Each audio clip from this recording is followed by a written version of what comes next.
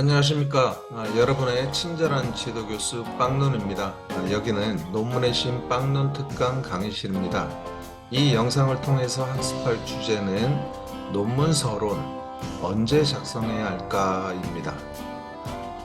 제가 학생들한테 이런 질문을 가끔씩 받아요. 이 논문 서론은 논문 시작과 동시에 작성해야 하는 거 아닌가요?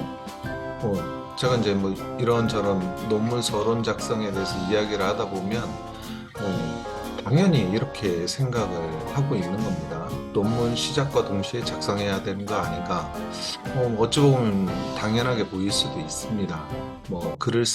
우리가 글을 쓰다 보면은 첫 글을 어떻게 써야 될지 이렇게 고민을 하잖아요.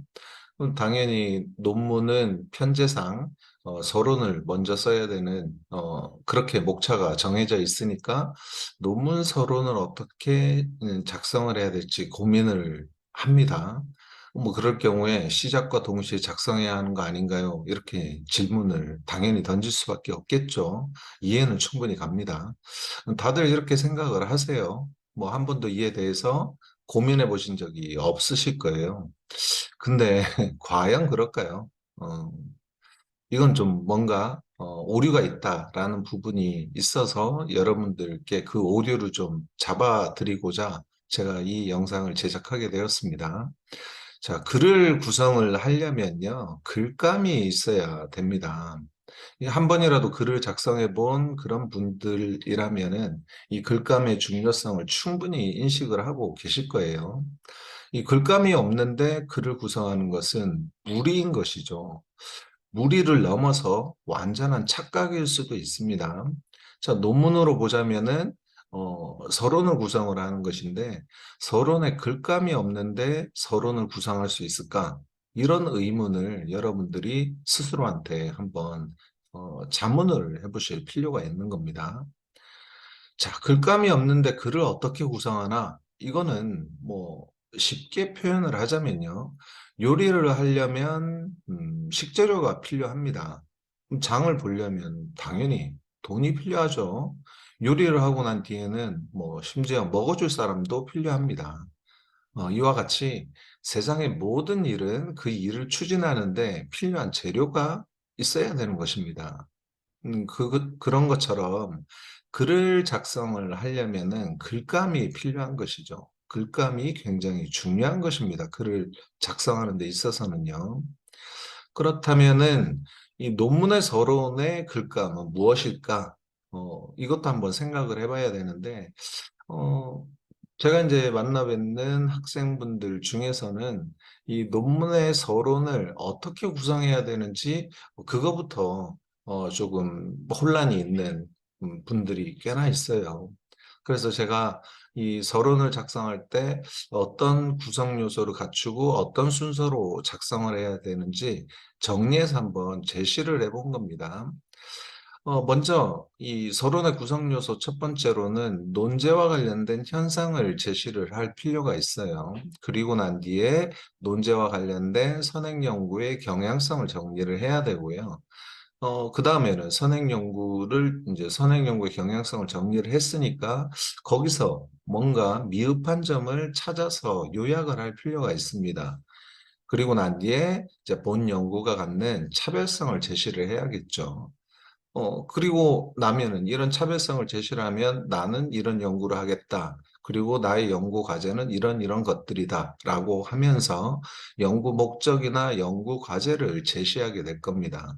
일반적으로는 이런 틀로 서론이 구성이 되어 있어야 된다는 겁니다. 그래야 굉장히 논리적인 그런 서론이 완성이 되는 거거든요. 근데 서론을 어떻게 구성해야 되는지, 어떤 구성 요소가 필요한 것인지, 그리고 어떤 순서로 정리를 해야 되는지 이 부분마저 혼란을 가지고 계신 분들이 있다라는 거죠. 이렇게 이제 정리를 하려면 이런 글을 쓰는데 필요한 각각의 글감이 있어야지 우리는 논문 서론을 잘 쓸 수 있다라는 것입니다.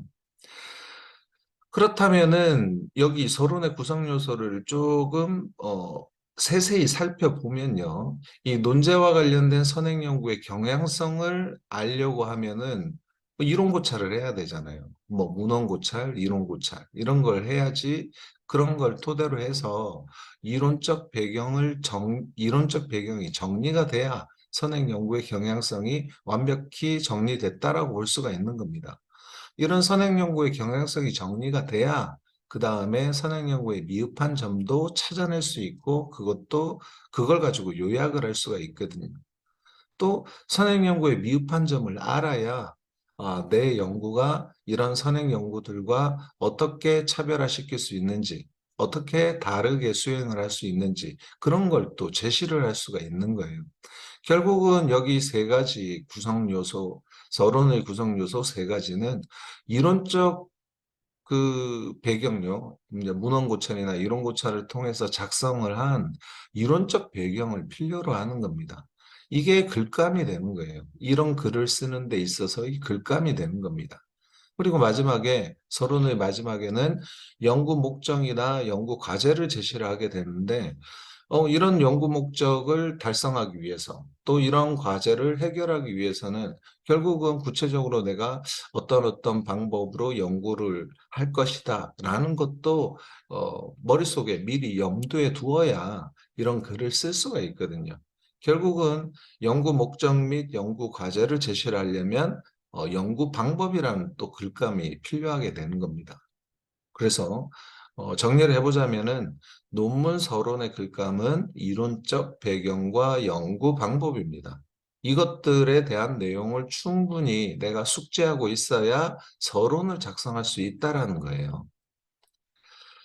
그렇지만은 우리 대학가의 학사 일정이 뭐 서론을 먼저 작성하는 것을 글감을 충분히 확보하고 난 뒤에 서론을 작성하는 것을 용납하지 않는 그런 시스템이 지금 현재 존재하는 것 같습니다. 우리나라 대학의 학사 일정은 대체로 이론적 배경이나 연구 방법을 정리한 후에 서론을 논리적으로 작성할 때까지 시간적으로 기다려주지 않는 그런 시스템이라는 부분이 좀 아쉬움이 있어요. 또 이런 경우도 있죠. 연구 계획서는 언제든 리젝될 가능성이 상존하잖아요.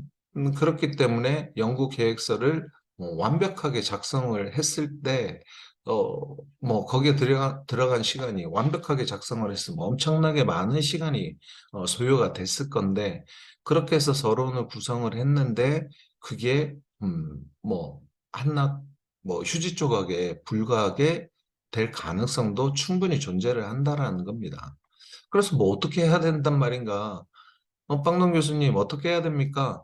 그 방법을 여러분들께 알려드리려고 합니다. 제가 생각을 할 때는요, 연구 실무상 우리가 취할 수 있는 최적의 방법을 정리를 해보면 이 정도로 정리가 될 수가 있습니다. 이 연구 계획서 상의 서론은 차선책이라는 것을 항상 인지하고 있어야 됩니다. 연구 계획서 작성을 할 때 서론을 당연히 집어넣잖아요. 서론을 작성하면 이게 그냥 이제 쭉 내 논문에서 한 번도 고치지 않고 쭉 갈 거다라고 생각하시면 안 된다는 거죠. 연구 계획서가 패스가 되면은요, 이론 고찰부터 발빠르게 시작을 해야 됩니다. 그리고 이론 고찰이 끝나고 나면 이게 글감이 된다고 했잖아요. 이론적 배경을 작성하게 되니까 그걸 가지고 서론의 일부를 보완을 해야 됩니다. 서론의 구성 요소에 맞춰서 이론적 배경이 글감으로 필요한 부분까지는 보완을 해서 완성을 시켜야 된다는 겁니다. 그런데 이 이론 고찰이 끝날 때쯤에 혹시 지도교수가 이제 여러분들을 부르게 되면은요, 이 일부 보완한 서론과 이론 고찰 결과만 보고를 하시면 되는 거죠. 그리고 지도교수가 보고한 자료를 검토하는 동안에 바쁜 지도교수님 아래에서 지도를 받고 있다면 2, 3주씩 이렇게 걸리기도 합니다. 뭐 바로바로 이렇게 여러분들한테 환류를 해 주시는 그런 이제 친절한 지도 교수님도 계시지만 대부분의 교수님들은 바쁘시거든요. 뭐 여러 가지 일로 바쁘신 분이다 보니까 2, 3주씩은 뭐 쉽게 걸립니다. 자료를 검토하는데요. 그럼 이렇게 자료를 검토하는 동안에 시간을 벌었으니까 또 발빠르게 연구 방법론을 그 사이에 정립을 하시면 돼요. 이렇게 연구 방법론을 정립하게 되면 이제 서론을 마지막까지 완전히 이제 보완할 수가 있게 되는 거죠. 그래서 여러분들은 이 강의를 듣는 여러분들은 꼭 하나 기억하셔야 될 게 논문 서론은 연구 계획서 작성할 때 대충은 어떻게 작성은 해서 가실 건데 글감이 충분히 숙지가 되지 않은 상태에서 글감을 충분히 확보하지 않은 상태에서 여러분들은 서론을 작성하게 될 거라는 거예요. 그렇기 때문에 서론이 논리적이지 못할 가능성이 큽니다. 그래서 연구 계획서 작성할 때 쓴 그 서론이 여러분의 이제 최종 논문에 그대로 있으면 안 된다라는 거예요. 중간중간에 이론 고찰이 끝나면 또 보완을 하고 연구 방법론까지 다 작성이 되면 그때 또 보완을 하고 그렇게 해서 서론을 여러 번에 걸쳐서 논리성을 더 논리성의 수준을 더 높여서 글을 보완해서 완성시켜야 된다. 이 점을 잊지 않으셨으면 좋겠어요. 그래서 제가 다시 한번 저희 결론을 말씀을 드리면요. 논문 서론은 연구 계획 단계에서 완성이 되는 것이 아닙니다. 서론의 글감이 확보되는 이론적 배경, 연구 방법까지 작성이 완료됐을 때 그때 이제 비로소 서론의 완벽한 논리성 구축이 가능하다.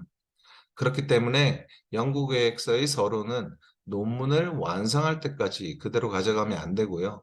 지속적으로 계속 보완해야 될 그런 부분이다라는 점을 명확히 인식하시고 숙지를 하시고 또 거기에 맞춰가지고 논문을 써 나가시길 바랍니다. 자, 좋은 글은 우연히 만들어지는 것이 아닙니다. 다들 알고 계시죠? 이 작가의 꼼꼼함이 필요하고요.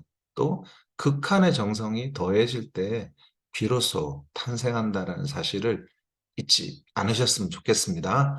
자, 오늘의 강의는 여기서 마치겠습니다.